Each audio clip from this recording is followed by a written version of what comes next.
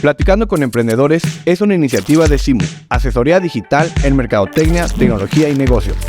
Visita www.simu.mx y entrate en nuestros cursos y otros servicios. Comenzamos. Hola amigos, bienvenidos a Platicando con Emprendedores. Mi nombre es Cecil Villanueva y el día de hoy nos acompaña el doctor Adrián Navarro, cirujano general y oncólogo de mínima invasión. Adrián, muchas gracias por aceptar la invitación. Bienvenido a tu podcast. Muchas gracias, Cecil. Adrián, tú tienes en tu sitio web una frase que me gustó mucho, que dice que tu pasión es informar, prevenir y cuidar la salud. No dice de las personas, pero yo le puse de las personas.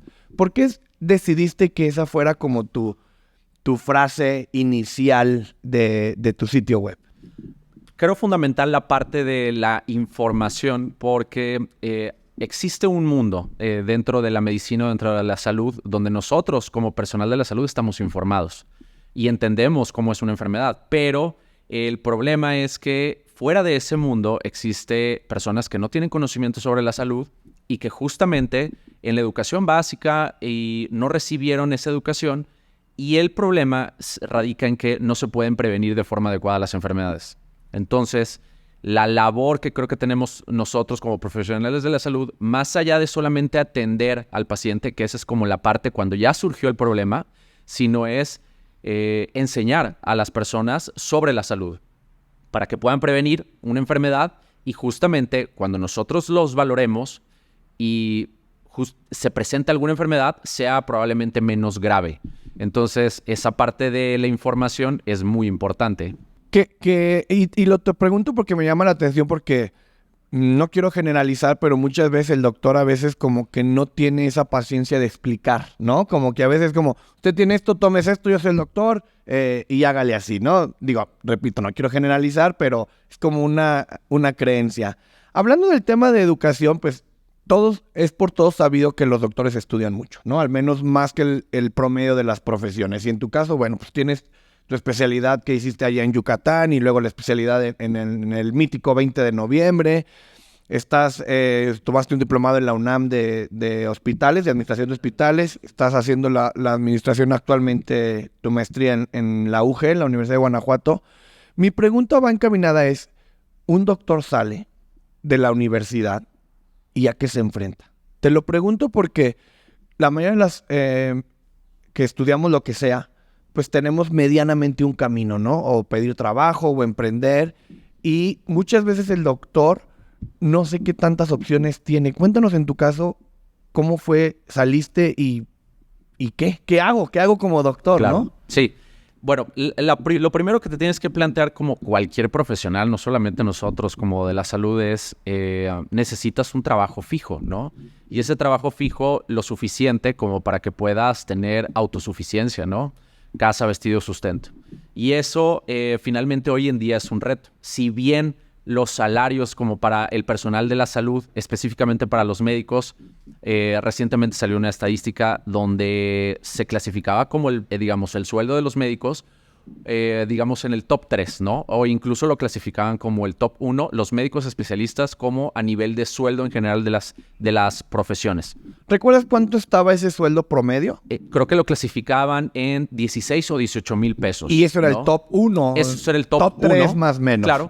Y obviamente estos sueldos pues los fijan a través de un salario mínimo multiplicado por X número de veces, clasificado para esos médicos y está acorde a este país, a México, ¿no? Porque habrá gente, por ejemplo, en otro país que tenga, que se clasifique el país como ya desarrollado, que tengan un salario muy superior y vean este salario y digan, ok, eso es irreal porque para mí no sería suficiente. Pero se supone que este salario está acorde para cubrir las necesidades, en teoría, básicas en México, ¿no? Y entonces, pues también esa parte lo consideras.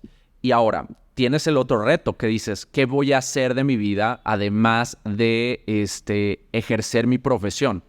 Porque finalmente, si uno nada más se dedica a ejercer su profesión, entonces entras en el juego de ejercer tu profesión. Y en eso ya están clasificados los sueldos que vas a recibir, por ejemplo, en una institución pública o en una institución privada.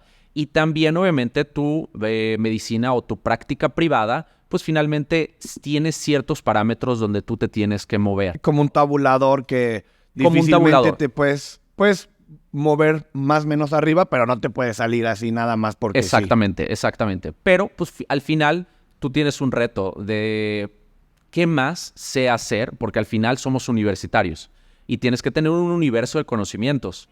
No nada más sabes hacer medicina, sabes hacer muchas cosas, pero tal vez no te lo has planteado o tal vez no te han encaminado por ese camino como para decir, ok, justamente, ¿qué quiero emprender? ¿Qué quiero hacer? ¿No?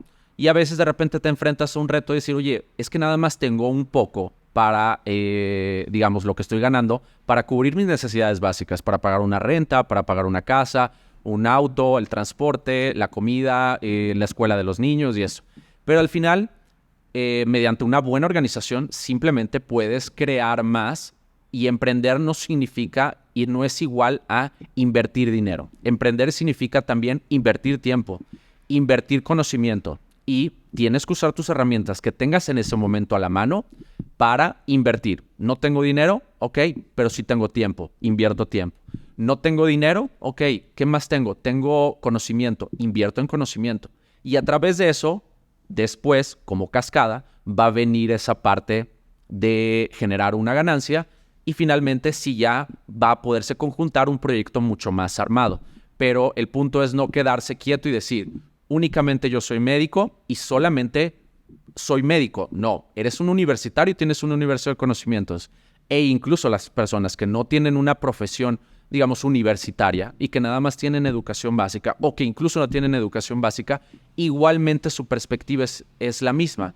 Oye, yo sé hacer algo y eso soy muy bueno. Ok, eso es lo que me va a dar el sustento para el siguiente proyecto. Pero el punto es no quedarse en un mismo lugar. ¿Qué tan emprendedor te consideras, Adrián? Mira, es una pregunta muy, muy interesante porque finalmente, si uno se compara a nivel mundial, porque finalmente las redes sociales es lo que hacen, ¿no? Oye, compararte. ¿Eres emprendedor? ¿Eres buen cirujano? ¿Eres buen médico? ¿Eres buen papá? ¿Eres buen hijo? Y te comparas con las redes sociales donde es el ejemplo máximo y encuentras a los mejores hijos, a los mejores cirujanos, a los mejores todo, ¿no? Y finalmente si partes desde esa comparación, pues minimizas o tú mismo en tu mente te minimizas. Pero al final tú te tienes que revalorizar y ver en un espejo y decir, esta es mi realidad, yo en este momento estoy aquí, pero no es algo fijo. Yo esto lo puedo multiplicar o puedo crecer. De mí depende de que yo quiera crecer. Entonces, hablando específicamente sobre emprendedor, te puedo decir que yo estoy en este momento emprendiendo apenas, digamos, gateando. Si lo quisiéramos ver como en la cronología de un bebé, estoy gateando, ¿no? Y pues bueno, finalmente es seguir creciendo. Pero esto no nada más es la parte de la profesión. Es una cuestión como de un mindset que tú tienes que tener y decir, ok, ¿es posible? Sí, sí es posible. ¿Qué consideras para ti que es más difícil, hacer una cirugía o emprender? Emprender. Emprender. Emprender. ¿Por qué?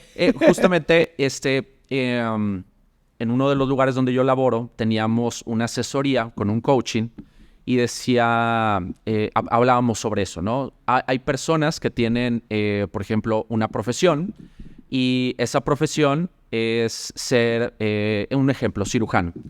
Es más fácil hacer entender a alguien que no es cirujano cómo hacer una cirugía técnicamente, porque al final de cuentas, técnicamente lo puedes hacer, ¿no?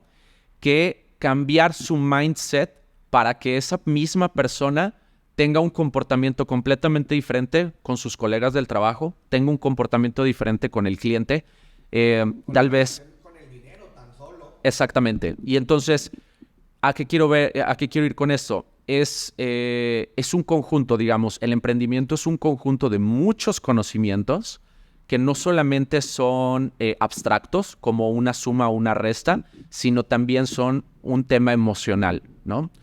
Creo que todo el mundo nos hemos reunido o hemos tenido colaboración o incluso entrado a una tienda donde tú no te sientes parte de esa tienda, no te sientes cómodo, no te hacen sentir cómodo, aunque la tienda te provea lo que tú quieres. Y entonces tú automáticamente dices, bueno, finalmente, ¿qué es lo que deseo? Ir a otra tienda. Oye, ¿me va a costar más? Sí, me va a costar más, pero yo me siento más identificado, porque al final de cuentas las emociones cuentan, ¿no? Somos mente, cuerpo y espíritu. Y también al revés, oye, esta tienda está demasiado, ¿no? Mejor me voy a una donde me sienta más cómodo. Quizá estas tiendas donde son a veces tan sofisticadas que dices, no, esto no es para mí, ¿no? Y mejor te vas a un lugar donde te sientas más cómodo. Cierto. De alguna manera, si hablamos de los doctores, en general, entiendo que están los que trabajan en sector público, ¿no? Que tienen un sueldo, una base, ¿no? La famosa base y que hasta buscan 2 bases para jubilarse y ahí se quedan, ¿no?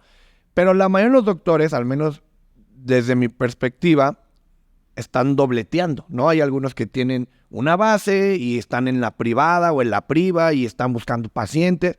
De alguna manera ellos son pues autoempleados o emprendedores, como lo queramos decir, porque tienen que buscar a sus clientes, que en este caso son pacientes.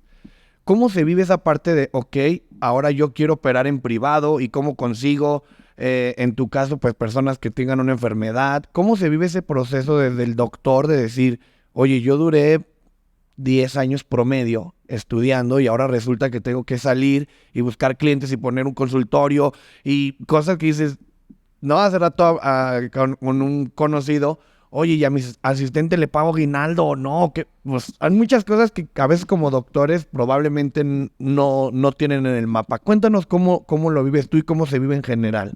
Ok, bueno, el ejemplo es, tú al final vas a tener probablemente un trabajo en una institución pública, la mitad de tu tiempo, y si es que así decides hacerlo, ¿no? Y la otra mitad de tu tiempo, pues bueno, finalmente desearías tener un ingreso extra en tu actividad privada. Y pues finalmente, digamos, el sueño de la gran mayoría de los profesionales de la salud sería que la atención privada superara esa atención pública, ¿no? Para que en algún momento no tuvieras que depender del sueldo, mayormente del sueldo de la institución pública. Que sí pasa, hay muchos doctores que lo logran. Sin duda. Y también lo haces por gusto. Y que dices, oye, ok, sí, evidentemente mi institución privada es mucho más fuerte que la institución pública, pero yo sigo atendiendo pacientes en la institución privada, en la institución pública, por temas de estar actualizado, por el flujo de pacientes que tienes, por gusto de practicar una medicina incluso diferente, ¿no? Hasta un tema social, ¿no? Hasta un tema social, exactamente, ¿no? Porque finalmente estás trabajando en algo donde tú te sientes cómodo, aunque no recibas la misma ganancia, ¿no? Y esa es la parte emocional.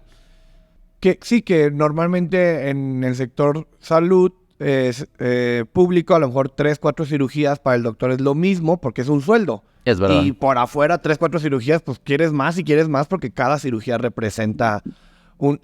¿Cómo lo ven ustedes? Es decir, ¿hacen algún proceso para captar clientes? Dices, me voy a poner en este consultorio porque está mejor, me muevo. Llega un nuevo hospital aquí a la ciudad y todos los doctores para allá los buscan. Platícame esa parte, digamos, como de buscar clientes, por así decirlo. Okay. Pues es diferente para cada médico, porque ¿y por qué no está homogenizado? Nosotros no recibimos una educación dentro de nuestra universidad ni dentro de la especialidad que nos prepare para generar un paciente, digamos, de medicina privada. Nosotros salimos y pues, finalmente tienes que adquirir ese conocimiento, ya sea un conocimiento formal, que vas a hacer un diplomado, una maestría, un doctorado en cuestiones de negocios, y la otra es un conocimiento informal, que vas adquiriendo cierta información, ciertos consejos, donde justamente ese es el paso clave, donde no te autoemplees. Eso es finalmente un pensamiento simplemente de emprendedor. Y de esa parte de emprendedor, donde únicamente piensas de manera lineal, donde dices, ok, quiero llegar del punto A al punto B, y esto es lo que tengo que hacer, y tienes que convertirte o transformarte en una empresa, ¿no? Porque al final de cuentas, cuando tú te autoempleas, eres simplemente un negocio, ¿no? Y un negocio exitoso es una parte de importante donde tú comenzaste. Pero esa transformación de negocio exitoso a empresa requiere la estructura de toda tu empresa.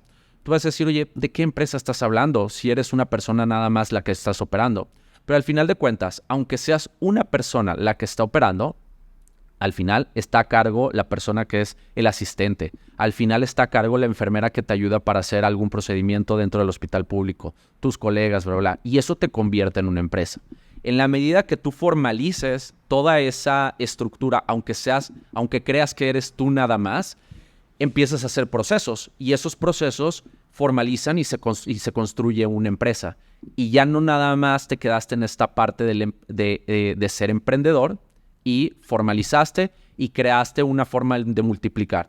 El problema de cuando eres un profesional altamente calificado es que de pronto se convierte en algo absorbente tu trabajo y también redituable. Dices, oye, yo ocupo la mayor parte de mi tiempo ejerciendo mi profesión y a través de eso tengo las ganancias suficientes. Sin embargo, lo que no te das cuenta es que el origen de ser eficiente, esto comenzó desde que se creó la primer máquina, ¿no? Se supone que una máquina tiene que hacer un trabajo multiplicado o más eficiente que una sola persona. Y entonces una sola máquina puede hacer el trabajo de muchas personas o un solo sistema puede hacer el trabajo de muchas personas. En la medida que nosotros valoráramos qué tan eficiente es que una sola persona se dedique a atender un paciente, porque solamente esa es la ecuación, te das cuenta que es sumamente ineficiente un hospital. Esto suena un tanto futurista porque dices, oye, hemos hecho esto durante cientos de años, tal vez miles de años, donde se requiere una persona para curar a otra persona. Uno a uno. Exacto, uno a uno. Pero si tú le planteas la ecuación a una persona, por ejemplo, que hace zapatos, y le dices, necesitas una persona para hacer un par de zapatos, te va a decir, no, estás loco, no va a ser eficiente, los precios se me van a elevar con los clientes y obviamente los costos para mí van a incrementar, no hay forma de que eso suceda. Y entonces ellos crearon una máquina que hiciera el trabajo de una sola persona. Entonces, el reto que hoy en día tenemos en la salud es cómo hacemos para multiplicar a través de lo que hemos platicado en otras ocasiones de la inteligencia artificial, el trabajo que nosotros estamos haciendo para que un solo sistema o un solo programa pueda atender a muchas personas sin límite de tiempo, sin límite de horario, sin límite incluso a veces de la misma cuestión económica, o ¿no? hasta de la limitación física, ¿no? De estar físicamente en el mismo lugar, ¿no? Porque finalmente el sistema de salud a nivel, no solamente nacional, a nivel mundial, significa un costo y no una inversión para un país. Es por eso que los países cada vez invierten menos en salud, ¿no? Y finalmente le relegan esta tarea a las instituciones privadas. Entonces, el futuro probablemente de las instituciones públicas en los países sea que se privatice, ¿no? ¿Cuándo va a suceder esto? Es un proceso, porque al final de cuentas esto va a requerir de una institución privada que sustente todos los gastos que implican la atención de la salud mientras sigamos siendo tan ineficientes y se requiera una enfermera para atender un paciente, un médico para atender un solo paciente, ¿no? Sí, me hace mucho sentido porque, por ejemplo, cualquier profesión, un programador, un chef, un carpintero, un oficio, que se vuelve muy bueno y logra una empresa, probablemente lo último que hace es lo que empezó. Es decir, un chef que se vuelve exitoso y abre restaurantes, sí, lo último que hace es cocinar. Ya tiene que administrar, delegar, contratar personal, ¿no? Un carpintero igual, termina haciendo todo menos un doctor, ¿no? Claro. Un doctor, si es un gran cirujano, pues toda su vida va a ser un cirujano. No lo digo como algo negativo, para lo que voy está limitado a estar en el quirófano. Y también entiendo que es completamente diferente porque es un tema humano, de salud y no es un tema meramente económico, ¿no? Nomás es como que el doctor quiera hacer dinero abriendo cirugías así en línea, ¿no? Hablando de la tecnología, pareciera, no quiero generalizar, pero que muchos doctores están peleados con la tecnología, ¿no? Y de cosas tan sencillas como, no, yo no le sé al correo, no, la factura, no, eso no, ¿sí sabes? Repito, no quiero generalizar, hay doctores muy buenos. ¿Cómo ves tú la tecnología en el tema de la medicina? Hemos hablado en otras ocasiones de la inteligencia artificial, pero ¿cómo lo ves hoy en México y hacia dónde crees que debería de ir? Ok. hemos avanzado a pasos agigantados, ¿no? Creando nuevos medicamentos, creando incluso hoy en día se sabe que se crean muchos medicamentos a través de inteligencia artificial, a través de protocolos que van generando, digamos, ensayos y errores sin necesidad de hacerlo de manera real, ¿no? A través nada más de un algoritmo y decir, oye, esto va a funcionar o no va a funcionar. Hemos avanzado muchísimo en tecnología, por ejemplo, a nivel de cirugía, pues tal vez primero comenzaron con la cirugía laparoscópica, hoy en día existe la cirugía robótica, mínima invasión, en todos los aspectos, ¿no? Endoscopía, pero al final dependen de un operador, ¿no? La máquina no está funcionando por sí solo. Ahora, ¿qué es lo que viene? Hoy en día viene estudios donde, por ejemplo, analizan más de 1,000 pacientes, más de 1,000 videos a través de cirujanos que suben cirugías abiertas en YouTube. Ese programa que se desarrolló con inteligencia artificial analizó esos más de 1,000 videos. Entonces, identificó los movimientos, digamos, que se consideran como expertos y al momento de eso de identificar, clasificó a qué cirujanos se consideraban expertos en esa cirugía y otros cirujanos que no se consideraban expertos. Y entonces, ¿cuál es la característica de esto? Al programa identificar que ese movimiento era mucho más eficiente que otros movimientos de cirujanos no expertos o incluso en preparación como residentes, puede hacer un patrón y ese patrón se puede replicar. Y el futuro realmente es que la inteligencia artificial funcione incluso para hacer un procedimiento a pesar de que nosotros no estemos detrás de la inteligencia artificial específicamente con ese paciente. Que no haya un operador, como quien dice. Correctamente. Nosotros vamos a programar la inteligencia artificial para que purifique esa técnica o esa atención de ese paciente, pero no tenemos que estar expresamente en ese momento atendiendo a ese paciente. La máquina lo va a hacer. Ese es el verdadero futuro, porque si no hacemos eso, vamos a seguir avanzando muchísimo en medicamentos, muchísimo en aparatos, muchísimo en, digamos, en que un hospital sea bonito, pero al final, si no avanzamos en la eficientización de esta labor o esta entrega del servicio, entonces vamos a seguir atrás de otras industrias. En tema de diagnóstico, que desde mi perspectiva muchas veces es donde la medicina puede tener más áreas de oportunidad, ¿no? Vamos, a veces como ni un mecánico a veces sabe que tiene tu coche a ciencia cierta, ¿no? Y dice, yo creo que es esto y resulta que no era. En el cuerpo humano pues todavía es más difícil. Aunque la gran mayoría de las enfermedades, digamos, se puede cumplir, por los casos que yo escucho de se complicó fue porque fue un diagnóstico malo, más otro. Y ya cuando llegan al diagnóstico es sí, pero ya llegaste tarde. En tema de diagnóstico, ¿hay algo que se esté haciendo, que se esté mejorando? ¿Cómo lo ves esta parte? Sí, yo creo que el futuro del diagnóstico es diagnosticar, primero que nada, partiendo desde los factores de riesgo, ¿no?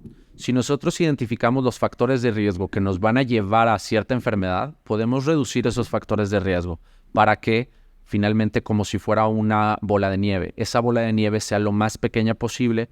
Al final, nosotros no somos eternos, nos vamos a morir en algún punto de nuestra vida y nos vamos a enfermar también en algún punto.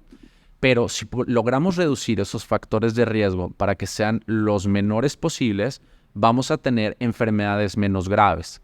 Hablando, por ejemplo, de la oncología, si nosotros podemos, ya hoy en día, con la tecnología que existe, ni siquiera avanzando en otras tecnologías, con la tecnología que existe, siguiéramos los parámetros de tamizaje o screening para detectar a tiempo los cánceres más comunes, que finalmente existen tamizajes sumamente efectivos para cáncer de mama, cáncer de colon, cáncer de pulmón en personas fumadoras, cáncer de cervix, ¿ok?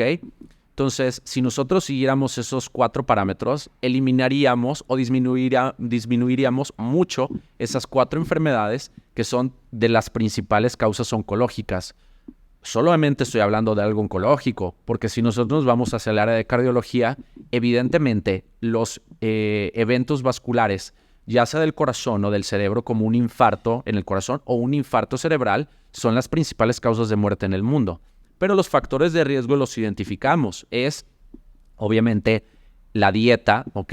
El sobrepeso, la actividad física, el sedentarismo y otros factores de riesgo. Entonces, si nosotros podemos identificar eso a tiempo, más allá de desarrollar tecnologías, deberíamos avanzar en la tecnología de impartir esa información y comunicar esa información a tiempo en las personas que no son de la comunidad médica, igualmente también en la comunidad médica, para que a través de la inversión en la comunicación, porque también se requiere tecnologías en esto, podamos llegar a más personas de manera más eficiente y esas personas al final, digamos, tengan menos enfermedades y eso sí nos convertiría en un país diferente en la cuestión de salud, sin tener que invertir grandes cantidades en una tecnología fija donde vamos a decir, queremos, por ejemplo, un nuevo estudio de imagen. ¿Cuánto nos va a costar desarrollar este estudio de imagen? Costo-beneficio, va a ser mucho más alto esto que desarrollar una tecnología de la información que nos haga usar menos ese aparato. Que seamos conscientes de que no tenemos que llegar a necesitar ese aparato, ¿no? Decía en episodios pasados Jaime Lara, director técnico, que la mejor medicina es el deporte, ¿no? O sea, algo parecido a lo que estás diciendo. O sea, no tenemos que avanzar en diagnósticos, tenemos que avanzar en que la información llegue de manera correcta, ¿no? Exacto. ¿Cómo es la relación con un paciente? Desde el sentido de que es tu cliente. Al final del día es tu cliente. Hace mucho escuché una frase dura que decía que hay que buscar un buen abogado, porque a veces para el abogado eres negocio cuando estás en la cárcel. Pero cuando no estás en la cárcel ya se acaba el negocio, ¿no? Entonces, no quiero decir que sea equiparable con la medicina o que el doctor esté haciendo esto, pero sí es una relación, digamos, de dos lados, ¿no? ¿Cómo es la relación médico-paciente, sobre todo en privada, sobre todo en temas de dinero? ¿Cómo lo vives tú? ¿Cómo lo visualizas? ¿Cómo se vive? Claro. Mira, todas las personas tenemos, digamos, rasgos de nuestra personalidad que nos hacen únicos, ¿no? Y estos rasgos, finalmente, hay personas que pueden ser más iracundas, hay personas que pueden ser más alegres, otras personas más serias. Y entonces cuando te enfrentas a un paciente, no te estás enfrentando únicamente a su enfermedad, sino a su personalidad, ¿no? Y esta personalidad, tú como médico o como profesional, sea lo que sea que tú te dediques, tienes que entender y ponerte en los zapatos de esa persona, ¿ok? Y entonces, al entender esto, te das cuenta que tú tienes que hacer lo que tengas que hacer para que tu cliente esté satisfecho, número uno, con el servicio que te está otorgando, o sea, que tú le estás ofreciendo, ¿no? Y el segundo punto es que el cliente entienda que al final de cuentas tú también eres una persona, ¿no? Y no nada más eres un prestador de un servicio de manera técnica. Es muy frecuente hoy en día que antes que te platiquen qué es el problema que tienen, te digan, oye, ¿cuánto me va a costar esto? ¿No? Y entonces eso tecnifica el trabajo. Y entonces finalmente la respuesta muy clara es, y por lo menos la que yo doy, permíteme hacer mi profesión, conocerte, saber cómo puedo solucionar tu salud y al final te digo cuánto te va a costar. Porque de nada sirve que yo te diga cuánto te va a costar si probablemente ni siquiera tú y yo nos entendamos primero. Quizá ni siquiera vas a ser mi cliente. Exactamente. Pero que entiendo de dónde parte, porque en todos lados por lo general es así. Oye, quiero esto, ¿cuánto vale? Cotización, mándame, ¿no? O sea, muchas veces es, ¿para qué pierdo mi tiempo con alguien que ni siquiera me va a contratar, ¿no? O del otro lado, ¿para qué le hago perder el tiempo a alguien que a lo mejor ni siquiera me alcanza? Pero en este lado, una vez más, no nada más es un intercambio monetario, sino es un tema de salud, de atención al paciente, etcétera, etcétera. Es correcto. Al final, si uno quisiera pensar que hay alguien que es indispensable, no lo es, ¿no? Siempre va a haber otro cirujano que sepa hacer lo mismo que tú, otro médico que sepa hacer lo mismo que tú, otro ingeniero que sepa hacer lo mismo que tú e incluso mejor. Si se trata de buscar quién es mejor, siempre va a haber alguien mejor que cumpla tus expectativas. Pero la relación médico-paciente, esa parte emocional donde haces clic con una persona, eso finalmente es lo que va a hacer que tu cliente, o sea, tu paciente, vuelva contigo, ¿no? Claro. Si no haces un clic en esa parte emocional, digo, además de cumplir sus expectativas del servicio que te está solicitando o el producto que te está solicitando, entonces al final va a fallar. Al final él va a preferir entenderse con alguien que le cueste más, aunque no reciba lo mismo, o que incluso reciba más, aunque le cueste menos. Cualquiera de las ecuaciones. Pero es la emoción la que te hace finalmente estar con una persona. No es nada más la parte técnica. Claro.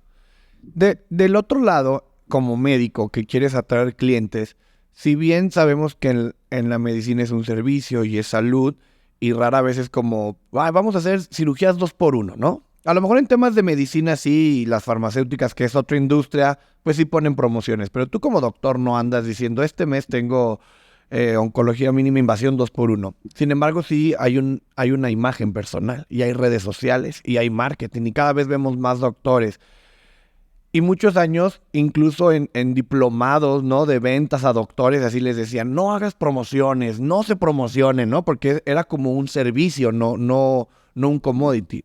¿Cómo se vive hoy en día el tema del marketing, la imagen personal, las redes sociales en la medicina? Realmente, finalmente, el objetivo, digo, tú como mercadólogo sabes, es vender, ¿no? El objetivo para un mercadólogo es vender a través del proceso que quiera uno realizar, y es vender un producto. Pero el problema está que si nosotros lo vemos como desde una perspectiva, una visión miope, sí, obviamente vas a vender el producto en este momento, ¿no? Y lo puedes abaratar al precio que tú quieras, pero se va a vender. Sin embargo, si lo ves desde más bien con una visión a largo plazo, probablemente esa estrategia a corto plazo no sea la mejor a largo plazo. Y entonces es lo que sucede hoy en día en la medicina, donde de repente una estrategia a corto plazo te puede traducir en problemas a largo plazo. Jamás un paciente o un cliente te va a perdonar que no le entregues un buen servicio o un buen producto. Eso jamás te lo va a perdonar, ¿no? Pero sin embargo, cuando tú vas a cobrar mucho y no le estás entregando lo que él está queriendo, entonces ahí se acabó la relación. Pero si tú puedes cobrar lo que tú quieras cobrar, pero le entregas un buen producto, no, probablemente vaya a decir, es caro, pero me resolvió mi problema. Pero no al revés. Si no le resuelves el problema, puedes cobrar muy poco o puedes cobrar mucho, y ahí se va a acabar esa relación comercial, ¿no? Realmente es un tema de que como doctor tienes un muy poco margen de error, ¿no? O sea, realmente no puedes fallar porque no hay una segunda oportunidad, por así decirlo. Al menos no con ese paciente. Claro. Ahora, esa es una visión, por ejemplo, que nosotros finalmente, las personas que no son del medio de la salud tienen sobre los médicos. Es decir, en la salud no te puedes equivocar porque puede estar en peligro la vida de una persona, ¿no? Entonces, si uno se pone a pensar, realmente hay otras profesiones que pueden repercutir mucho más en una persona. Si yo estoy a cargo de una empresa y esta empresa tengo 100 empleados, y a esos 100 empleados, por mis malas prácticas como empresa, se quedan sin trabajo. Esas personas no van a tener el dinero suficiente para alimentarse, para atender su salud, para una casa. Esas personas van a enfermar y no van a tener dinero para sus enfermedades. Probablemente haga más daño una persona que tenga más personas a su cargo, como un empresario, como una persona que se dedique finalmente en una institución, que una sola persona donde el daño que estás provocando como médico sea directo nada más hacia una persona, ¿no? Si bien esto obviamente no escuda que tú tengas que hacer bien tu profesión, pero desde esa perspectiva las personas en ocasiones consideran que el médico tiene que saberlo todo al 100% y que no se puede equivocar, ¿no? Y entonces, de pronto, ponemos los pies en la tierra y sabemos que en la ciencia, evidentemente, hay cosas que se acercan a la exactitud, pero no es exacto. Ni tampoco el paciente sabes que se va a comportar siempre de la misma manera en cuestión de salud. Entonces, puede haber errores, sin duda puede haber errores, ¿no? Y es como cualquier relación comercial, desde un principio tienes que hablarlo con el paciente. Pueden suceder estos errores y esto tienes que estar consciente que no depende ni de que recibas el mejor tratamiento o la mejor cirugía, ni de que tú seas un paciente que tenga algún problema de salud subyacente. Finalmente es un todo que puede llegar a fallar. No hay nada perfecto. Y entonces eso realmente deja un poco tranquilo a la persona, porque una persona consciente dice, ok, entonces entiendo que esto no es perfecto, ¿no? Y que aunque yo quisiera, puede salir mal. Y al final puede llegar a salir mal porque nosotros volvemos a lo mismo, No no son somos perfectos. eternos. Hablando de esta persona que puede tener a muchas personas responsables, pues ustedes o tú junto a tu familia tienen un hospital. Tienen un hospital, el Hospital Santa Mónica. Quiero hablar ahora un poco de cómo se vive esa parte. No es completamente diferente ser un doctor, un cirujano, y ir a un hospital o a otro privado, público, lo que sea. Ahora tú estar del otro lado, ¿no? Que además también es algo que muy pocos doctores logran, ¿no? O sea, por pura estadística, pues los doctores no tienen un hospital. Ok. Quizá tendrán una clínica, no sé, pero muy pocos tienen un hospital. Cuéntanos un poco cómo fue su caso, cómo tiene un hospital. Platícanos un poquito del hospital. Bueno, el hospital se fundó hace 52 años, ahí en la ciudad de Silao. Lo fundó mi papá. Y en ese entonces, pues finalmente él, al ser nacido en Silao, quería formar el hospital en Silao. Entonces, el hospital fue creciendo y probablemente ha tenido una transformación un poco más acelerada en los últimos 10 años. Esto, pues, a raíz de cambios tanto estructurales como en la infraestructura. Como segundas generaciones. Como segundas generaciones, exactamente. Entonces, en ese momento, pues nosotros, como miembros de la familia, nos involucramos en la parte administrativa, tanto en la parte administrativa médica como en la administrativa pura de la operación. Entonces, esto con la finalidad de que en este momento queremos esa transformación de una empresa exitosa o más bien un negocio exitoso a una empresa, ¿no? Esta transformación pues requiere un esfuerzo de todos, ¿no? Y en ocasiones es fácil, o si alguien me preguntara, oye, ¿es más fácil ser un buen jefe médico o es más fácil ser un buen médico? Yo diría que es más fácil ser un buen médico que un jefe médico. ¿Por qué? Cuando alguien me dice, ¿qué se requiere para ser un buen médico? Primero que nada, requieres leer, el conocimiento ya está, ¿no? Y hoy en día, afortunadamente, a través de internet, incluso es gratuito. Lo que antes tenías que comprar libros, ahora es gratuito. Entonces, es leer, aprender. Que ahora al menos hay en español. Antes ni en español había, que ese era otro reto, ¿no? Que hemos hablado, ¿no? El doctor que no sabe inglés es como ¿cómo le hizo para pasar su carrera? Bueno, yo te puedo decir que hoy en día sigue igual. O sea, la cantidad de conocimiento que hay en inglés es infinitamente mucho más alta que en español, ¿no? Y eso es un problema porque no todo mundo habla inglés o lee inglés, ¿no? Entonces, esto es realmente, el conocimiento está ahí y tú lo puedes adquirir y eso es sencillo, pero llevarlo a cabo en la parte administrativa es difícil. Porque el conocimiento que hay para administrar un hospital, aunque existan maestrías, aunque existan doctorados, y tú puedes hacer la maestría si quieres en una universidad de Ivy League en Estados Unidos para administrar un hospital, específicamente en el momento, no hay una información muy clara sobre cómo tienes que hacer o cuál es la fórmula perfecta, y sí la hay en la medicina. Yo perfectamente te puedo decir que una persona cuando tiene, por ejemplo, una enfermedad en la garganta, con una infección, el antibiótico a elegir es o estas opciones. Pero esto no sucede dentro de la administración médica. No es como que digas, el conocimiento es sencillo y lineal. Entonces, esto ha significado un reto, pero no solamente como para el pensamiento de que el hospital es el centro de la atención de salud de un paciente. Realmente, en otras pláticas que hemos tenido, hemos llegado a la conclusión que una visión straightforward de lo que es la atención de la salud, es decir, yo voy a crear un hospital para atender a un paciente, yo voy a tener un consultorio para atender a un paciente, yo necesito un quirófano para operar a un paciente. Y entonces, si te sales desde ese pensamiento lineal, te das cuenta que realmente, comercialmente, si tú quieres hacer algo, evidentemente elegirías un trabajo o una profesión con mucho más eficiencia.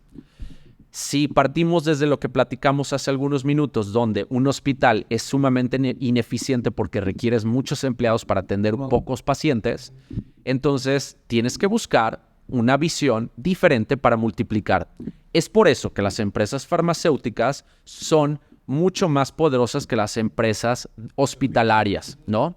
Si uno comparara, por ejemplo, cadenas importantes como Mayo Clinic o incluso cadenas locales, de hospitales privados, dirías, oye, ¿por qué esas empresas, si llevan tantos años, no son tan poderosas como, por ejemplo, Pfizer como cualquier farmacéutica? Uh-huh.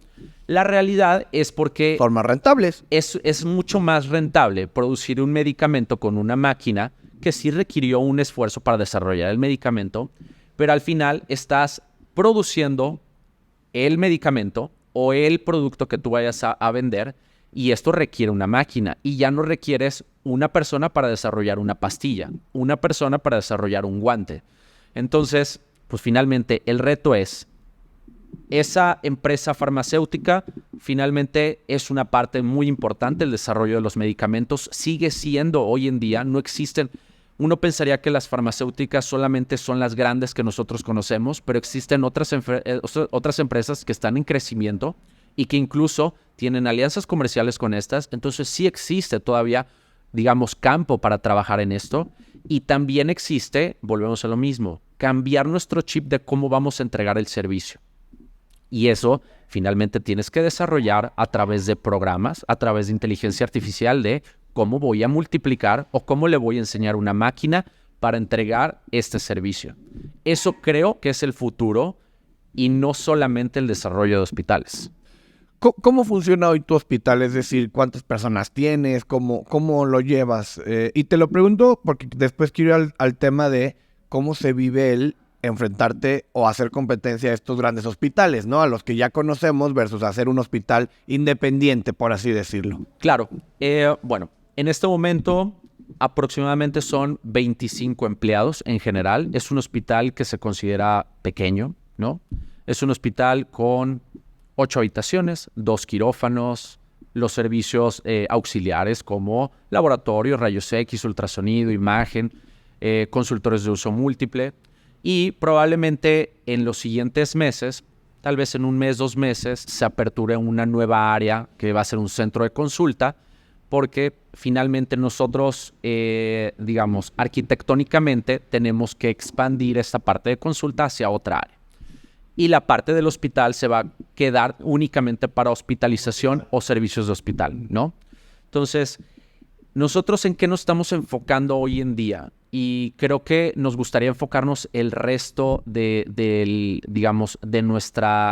nuestro ejercicio en el hospital. Es, si bien comercialmente quisiéramos más clientes, lo que nosotros estamos buscando es que el número de clientes que tengamos, pero que estén satisfechos. Puede ser 10, 100, 200, pero que estén satisfechos. No nos interesa que sean 200 medianamente satisfechos, nos interesa que sean una proporción, el 10%, o sea, 20, pero muy satisfechos con la entrega del servicio. Porque al final de cuentas, eso es lo que realmente va a hacer que el paciente vuelva a un hospital, el paciente vuelva a un médico. Y nos enfocamos mucho en la atención finalmente en general del paciente. Si bien tú puedes llegar a Hospital Santa Mónica y te pueden atender porque tienes dolor de garganta, sin duda nosotros vamos a buscar otra forma de ayudarte. Porque al final tenemos también enfermedades que no se manifiestan. Y esas enfermedades, ese mismo paciente que tiene dolor de garganta puede tener otras enfermedades que requieren tratamiento.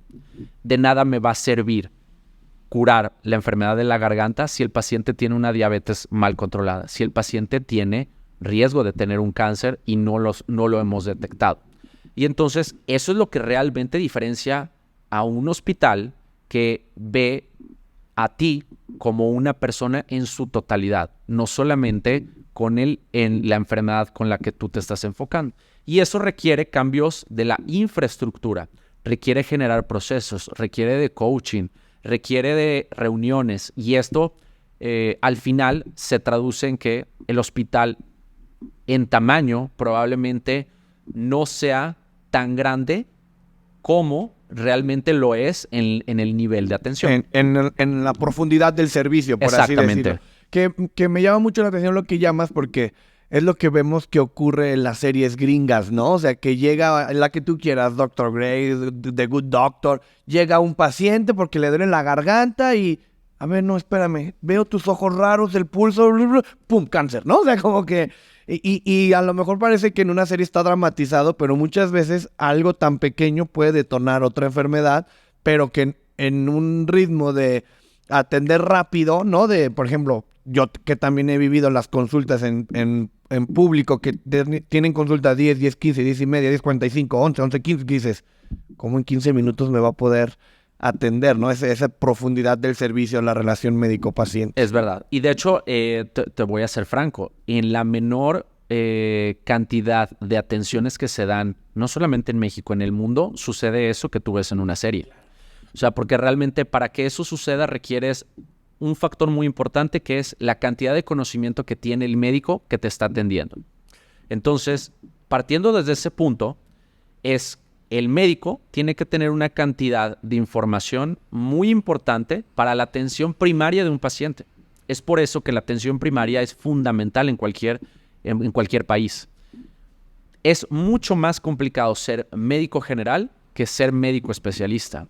Cuando solamente te especializas en un área, es sencillo, porque ya nada más la cantidad de errores que puedes tener al dedicarte solamente a un área es menor que cuando te dedicas a muchas áreas.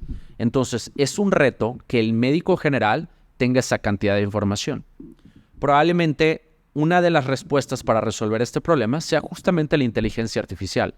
Programas que hoy en día ya se están desarrollando donde este sistema solamente al tú meterle información del paciente te puede empezar a arrojar tus posibilidades ideales para hacer tal diagnóstico. ¿Cuál es el diagnóstico que te va a proveer más sensibilidad, más especificidad? ¿El tratamiento que tú estás proponiendo es el mejor o es este otro tratamiento?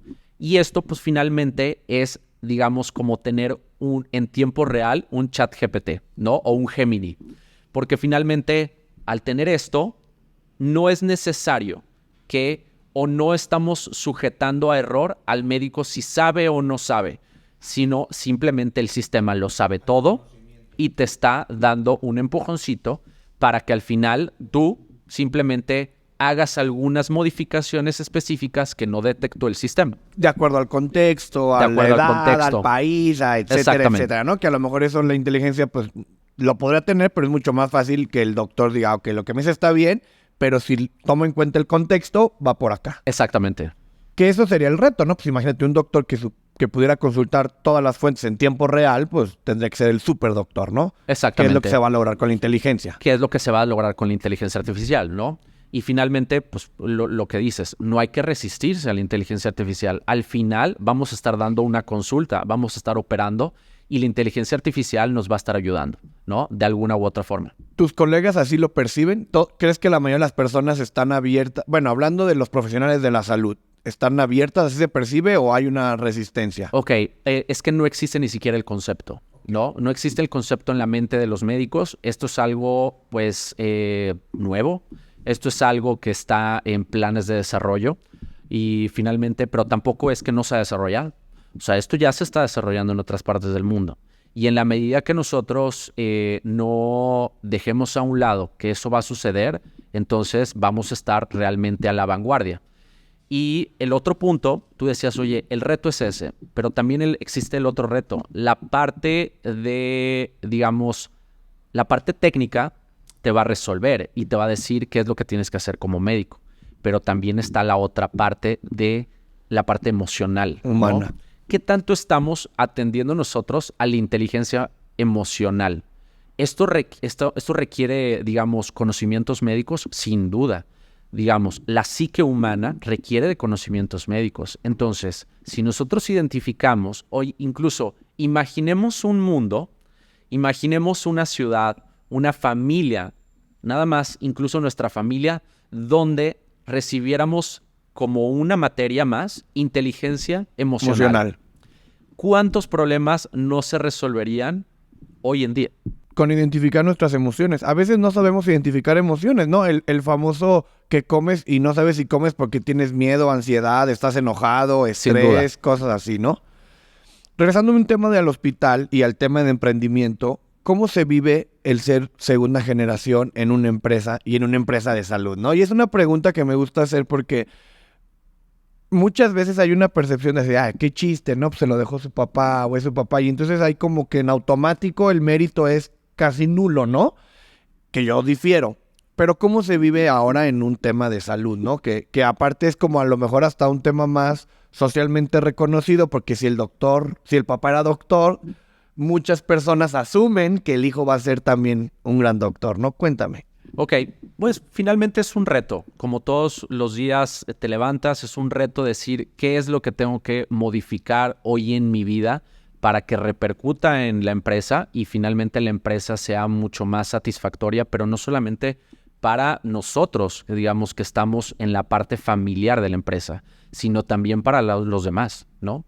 Al final nosotros tenemos la responsabilidad de que las personas tengan una ganancia y esa ganancia la usen para sus familias. Y al final nosotros también estamos responsables de los médicos especialistas que también ahí laboran y que dicen, oye, yo quiero generar más pacientes porque tengo nuevos retos en mi vida. Al final tienes una responsabilidad con los pacientes y decir qué tipo, digamos, de atención o qué tipo de calidad de vida le estoy otorgando a la región donde yo estoy atendiendo pacientes. Entonces, eso es un reto más que empresarial, es para el resto de las personas que, digamos, que giran en torno a, digamos, al hospital. Y entonces, eso requiere tanto de conocimientos académicos como de conocimientos, digamos, en la práctica todos los días, un aprendizaje.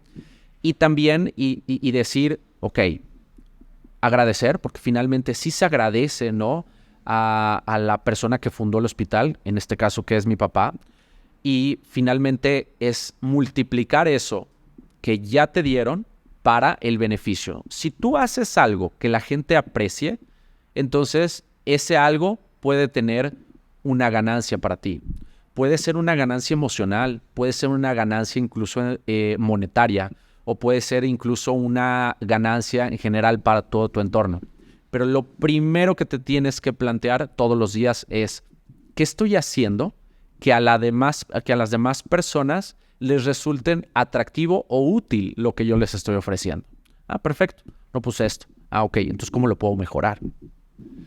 ¿Cuál consideras que es el mayor reto que tiene un hospital? Y te lo pregunto porque aquí en León, no sé, una Aranda de la Parra normalmente está lleno, ¿no? O sea, tú ves que entra, sale gente, si quieres programar una cirugía, o sea, y hace relativamente poco me tocó estar yendo relativamente seguido al Ángeles, y el Ángeles está solo, ¿no? O sea, neta, yo decía, ¿qué trabaja aquí, no? ¿Qué pasa aquí? ¿Cuál es el mayor reto para un hospital? ¿Es un tema de pacientes, administrativo, de personal? Me queda claro que cada hospital tendrá sus diferentes retos, pero en general, ¿cuál es el mayor desafío para un hospital? Dependiendo, porque los hospitales, tú los podrías clasificar. Hay hospitales que su negocio es inmobiliario, ¿no? Cuéntanos. Como por ejemplo, hay hospitales como Grupo Ángeles, donde se centra en la parte inmobiliaria. Ellos crean un hospital y al final de cuentas el negocio es rentar los consultorios. Y ya ese es el negocio del Hospital Ángeles, por decir algo. Es más importante el negocio inmobiliario que la parte hospitalaria. Ok. Sin duda vas a requerir una atención hospitalaria en algún momento y eso es una parte del ingreso al hospital y una parte importante. Pero también una parte importante es la atención de esos pacientes. Y la parte inmobiliaria puede pasar a un segundo plano en otras instituciones. ¿Por qué es esto? Porque a final de cuentas hay instituciones que incluso ni siquiera te van a cobrar un consultorio, con tal de que consumas dentro de un hospital los servicios de un hospital. Y ahí entonces esos hospitales se centran... Es otro negocio. Es otro negocio. Creo que la perspectiva de los hospitales es mucho más importante lo que te voy a decir. Y suena algo que te va a resultar como crees, ¿de qué estás hablando? El reto de los hospitales es pensar que el negocio no es el hospital. Ok. El reto sería encontrar otro modelo de negocio. Encontrar otro modelo de prestar un servicio, ¿no? Y salir desde el parámetro, lo que platicábamos, de que se requiere un hospital. Obviamente, siempre se va a requerir un hospital, pero el futuro es que únicamente es expresamente necesario cuando sea esencial recibir esa atención. Que la atención en realidad pudiera ser donde sea. La atención va a ser donde sea. No es pudiera, eso va a suceder. Ok. Y entonces, siguiendo este ejemplo del Ángeles y el negocio inmobiliario, no lo sabía, pero me hace sentido. O sea, yo soy un hospital, hago un edificio, réntenme lugares y tienes pacientes o no, pues es tu problema, yo ya te cobré, ¿no? ¿Qué otros modelos de negocio existen en hospitales? Prácticamente son esos dos, ¿no? El negocio inmobiliario y el negocio de la atención de la salud. Si tú ves, por ejemplo, cuando vas a la salida hacia Silao, ves el hospital que está en la entrada, ¿no? El hospital que está en la entrada, pues finalmente tiene un edificio que está en obra negra y otro edificio ya construido. Entonces vas a decir, ¿cómo es posible que se sustente el otro? Finalmente es otro ejemplo de un negocio inmobiliario. Que luego es el caso contrario en estos hospitales que le piden exclusividad al doctor, ¿no? Es como, quieres operar aquí, pero no puedes operar en ningún otro lugar, que ahí el negocio es el contrario, es que el doctor opere aquí, porque el doctor operar aquí me va a consumir todos los otros servicios del Exactamente, hospital. y digo, en parte tiene cierto sustento porque el mismo hospital te está proveyendo al paciente. Sí, claro. Llega un paciente al hospital, se presenta y ese paciente pues finalmente requirió un esfuerzo de toda la institución donde está para que se genere ese paciente y obviamente una inversión. Ya que se generó ese paciente, el médico, pues bueno, finalmente de cierta forma tendría que atender a ese paciente para que fuera un círculo virtuoso donde se generaran más pacientes dentro de esa institución, ¿no? Y entonces, pues finalmente tenemos como esos dos ejemplos como digamos, de modelo de negocio. Y en tu caso, en el Hospital Santa Mónica, ¿cuál es el mayor desafío que se enfrentan actualmente? El mayor desafío para nosotros es mejorar en general cómo nosotros, todos los miembros o todos los colaboradores del hospital, ¿no? Mejorar la parte de enfermería, los médicos, la parte administrativa. Porque al final de cuentas, volvemos a lo mismo. El hospital sigue dependiendo de personas o muchas personas. Si tú mejoras, tú puedes tener un hospital hermoso. Y yo le puedo entregar a una persona. Imagínate que tú me dices, oye, yo te entrego 100 millones de pesos. Construye un hospital y hazlo rentable. Tú vas a decir, no es posible. ¿Cómo crees? Si te estoy entregando 100 millones de pesos, puedes hacer o 500 millones, lo la que tú cantidad quieras. que quieras, la dólares cantidad si que quieres. tú quieras. Sería una buena inversión construir en este momento un hospital teniendo 500 millones de pesos. Yo te diría, no. La mejor inversión sería invertir lo que sea adecuado para que el hospital sea rentable, ¿ok? Porque al final de cuentas son números. Y para que eso suceda, necesitas las personas adecuadas. Y las personas adecuadas, o sea, el recurso más valioso de cualquier empresa y cualquier lugar es las personas. Entonces, eso requiere no solamente contratar. Oye, Adrián, eso es fácil. Pues tienes dinero, como dicen, contrata a la persona, sea lo que te cueste, para que eso te asegura entregar un buen servicio. Yo te puedo decir, si tú contratas a la mejor enfermera, el mejor cirujano, el mejor empleado que haga la limpieza, eso te asegura que va a salir algo bien. Probablemente técnicamente reduzca la probabilidad de fracaso, pero lo que no te has dado cuenta es que la inspiración que tengan esas personas, el cómo se sientan en esa empresa, cómo se involucren, qué sientan, eso no se genera con dinero. El famoso clima laboral, ¿no? El cultura laboral, entonces, etcétera. No solamente depende de solo dinero. De dinero. Es otro de los problemas de que la salud no es eficiente. Depende de las emociones de las personas. Y una máquina no te pregunta si quiere trabajar o no. Tú simplemente la aprendes. Pero una persona sí. Si ese día se levanta enfermo, no va a ir a trabajar. La máquina la arregla si se pone a trabajar. Me lo relaciono rápido hasta con el tema de cesáreas versus partos naturales, ¿no? O sea, por ejemplo, en Estados Unidos me llama la atención que por lo general es natural lo más posible, ¿no? Casi que al último la cesárea. Y acá en México es como cesárea ya. Y yo creo, no estoy, corrígeme si me equivoco, que es un tema de eficientar, ¿no? Pues la cesárea llego, abro, saco y vámonos, ¿no? Y en el parto natural a veces puede ser un tema de más tiempo, ¿no? Me imagino que es un tema hasta ahí económico, ¿no? Digo, médicamente tendrá una indicación, una u otra, pero sí, obviamente ha venido un incremento del número de cesáreas en México y probablemente en los países desarrollados un aumento del número de partos naturales, ¿no? Esto porque finalmente ellos ven en un todo. ¿Okay? No nada más, el beneficio del hospital, de los tiempos. De optimizar el recurso, sobre todo. Es correcto, ¿no? Porque también dicen, ok, existe el paciente. ¿Y cómo le va a ir mejor al paciente? Así, ¿cómo vamos a gastar menos en servicios de salud? No, pues a través de un parto natural. Y así te vas como partiendo y decir, ok, la decisión que tú tomaste no es nada más a corto plazo, es una decisión a largo plazo. Hablando del personal, ¿existe crisis del personal en la salud actualmente? Es decir, para ti es difícil reemplazar a una enfermera, a un doctor, ¿no? ¿Le batallas con la mano de obra, por así decirlo? Sí, es difícil porque incluso existen pocas empresas dedicadas al reclutamiento de personal de salud, no solamente médico, sino de salud.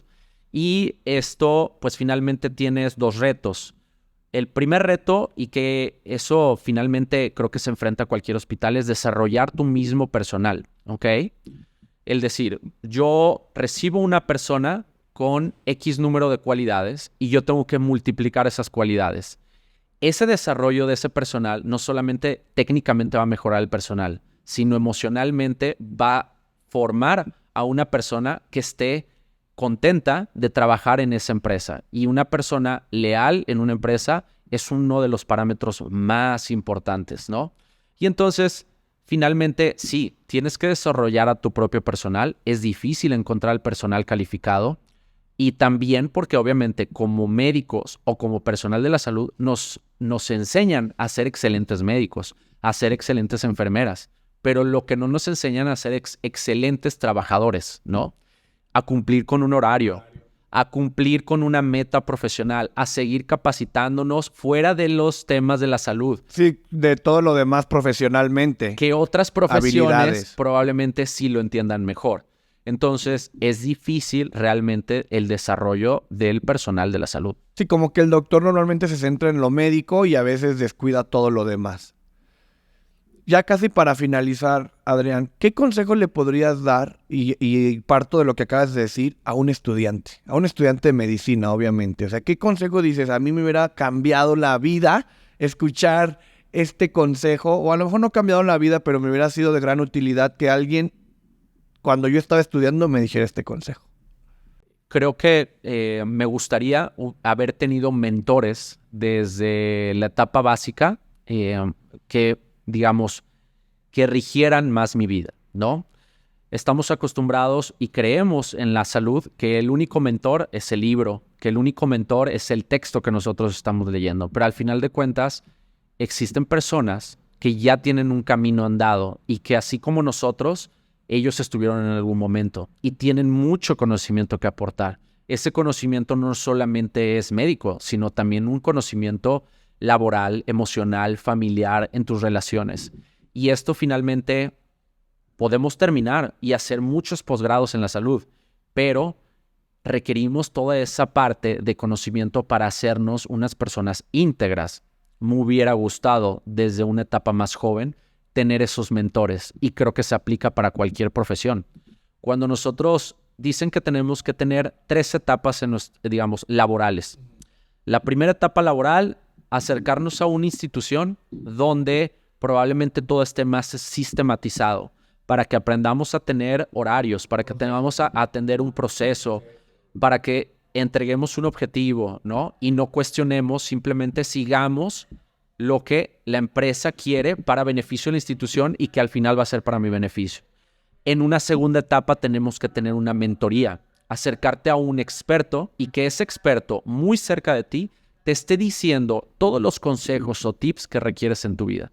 Y una tercera etapa donde tú te enfrentas solo al problema y dices, ok, ya aprendí del experto, ya aprendí del sistema, ahora yo lo voy a desarrollar a mi propia versión o replicar lo que ya sé y poco a poco ir mejorándolo. ¿Tú estás en alguna de estas 3 etapas actualmente? Sí, probablemente yo en este momento adquirí muchos conocimientos en la parte de la salud, en la parte médica, y ahora esa parte de la mentoría finalmente trato de adquirirla a través de los coaching que recibimos en las empresas, a través incluso de las mismas personas con las que nosotros trabajando, de los propios errores que uno van sucediendo. De tu maestría. De la maestría y finalmente una otra etapa que va a venir y finalmente no están separadas, solo se traslapan es, ok, a través de todo eso que adquiriste, ahora hazlo, ¿no? Porque finalmente es muy interesante, es muy bonito, digamos, gestionar un proyecto, pero ejecutarlo es completamente diferente. Sí, la educación sin acción no tiene ningún sentido, ¿no? O sea, puedes capacitarte todo lo que quieras, ¿no? Las personas que tienen cursitis y maestritis y todo, y si ya quieras se va a poner a jalar, oiga. Es verdad. ¿Qué sigue para Adrián? ¿Qué ves en el futuro? ¿Qué te gustaría? ¿Qué sigue tanto profesional como personalmente? Ok, pues yo lo dividiría en la parte médica. Quisiera hacer un posgrado. Ese es un sueño que siempre he tenido, hacer un posgrado en Europa sobre cirugía específicamente oncológica de un área, como por ejemplo coloproctología, ginecología, cirugía de tórax. Entonces, eso sigue en los siguientes par de años, planeo hacerlo. Y la otra parte, en la parte administrativa, porque finalmente es otra de, digamos, de mis pasiones profesionales, es... De tu faceta, además, como profesional. De mi faceta como profesional es seguir, finalizar mi maestría en administración. Me gustaría especializarme ahora sí. Esta maestría en administración es administración general y me gustaría posterior hacer algún posgrado en administración meramente hospitalaria o algo relacionado a la salud como inteligencia artificial, ¿no? Y a la vez, finalmente, a través del apoyo incluso de ustedes, es seguir desarrollando este programa para la prestación de los servicios de la salud en general, que al final de cuentas también obviamente esto me va a dar felicidad, ¿no? Entonces, creo que si yo pudiera elegir qué es lo que más me hace feliz, es ver a las personas que están alrededor de mí seguir creciendo y seguir desarrollándose. Evidentemente, a través de, digamos, de mi trabajo, ¿no? Claro, por supuesto, me hace muy feliz atender a un paciente, me hace muy feliz realizar un procedimiento que pueda mejorar la vida de un paciente, pero igualmente me hace feliz hacer algo que administrativamente yo sé que va a repercutir en mejorar la salud de mi entorno. En general, puede ser la salud de otra persona, puede ser la salud de un animal, puede ser la salud ambiental en general. Adrián, ya para despedirnos, imagínate que te digo que tu próxima publicación se va a hacer viral. Tu próximo tweet, post, de lo que quieras, se va a hacer viral. Lo van a ver millones de personas. ¿Qué diría ese post de Adrián para el mundo? Ok. Me gustaría que se titulara La inteligencia artificial transformó la salud de las personas y a su vez disminuyó la pobreza en el mundo. ¿Te gustaría que ese fuera tu tweet y que se cumpliera? Eso sería mi sueño. Mi grande sueño es que a través de mejorar, a través de la inteligencia artificial, mejore la salud y que verdaderamente eso disminuya la pobreza o repercuta de manera sustancial en la pobreza en el mundo. Me encanta. ¿Algo que quieras agregar antes de despedirnos? ¿Algún mensaje que quieras decir? Agradecer nada más esta entrevista y pues finalmente agradecer igualmente a todas las personas que hicieron que yo estuviera aquí sentado, porque finalmente nadie, digamos, va a crecer en su vida si no tiene relaciones interpersonales sólidas. De hecho, médicamente está comprobado. El factor más importante que hace prolongar la vida de una persona en años es el número de relaciones interpersonales y la calidad de esas relaciones interpersonales.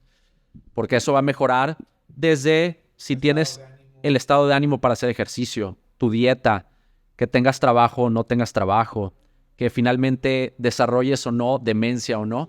Y entonces, finalmente, hoy en día estoy aquí a través de mi familia, a través de una persona que me dio un consejo de joven, a través de ustedes, a través de las personas que están escuchando esta conversación.